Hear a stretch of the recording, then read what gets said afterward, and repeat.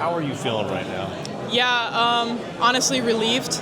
Obviously, I wasn't skating like myself at all this whole Olympics, and I knew I had one last chance to skate like myself. And after the quarterfinal, I was like, okay, I'm back. Like, I know how to skate. That felt really good. And then the semifinal felt really easy. So I was honestly just happy to be in the final again because I made every A final this entire season, and then the Olympics was my first time not even being in the final. So to just make the final again and prove to myself that I could skate under pressure at the Olympics was already like really meaningful. And to walk away with a medal is that much more meaningful. You put together 3 beautiful races, and the first one and the second one. Take me through the final one, the medal race. Yeah, I didn't necessarily want to lead the whole race. I knew if someone ends up leading the whole race, they usually don't win. But after a couple laps, I realized that nobody was going to take the lead. So at that point, I was like, okay, I'm just going to try to negative split it, progress the race.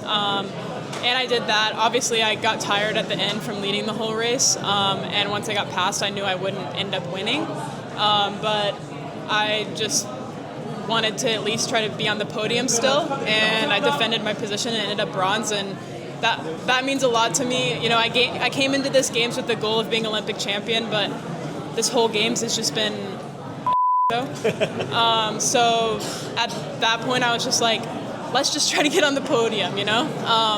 And I have another chance in 4 years to get the gold, so I'm very happy with this bronze medal. This, to me, is the ultimate redemption story of somebody that was knocked down and said, you know what, I'm going to fight my way back. Yeah. And that's what you did today. Yeah, it was honestly the worst week and a half of my life, which is not normal for someone at the Olympics. You know, that's like the dream to go to the Olympics. But for me, racing like that was horrible.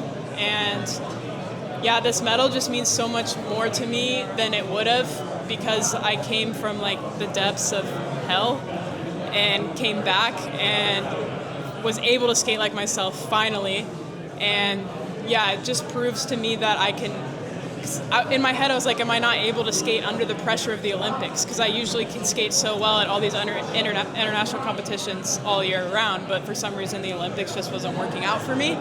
And I proved that to myself today, that I can skate with the pressure of the Olympics, and I'll do it again in 4 years, and I'll start the Olympics off right in 4 years. It was really difficult to want to keep racing and keep fighting, but I knew I had one last chance, and I was just like, total just mindset switch, and just be like,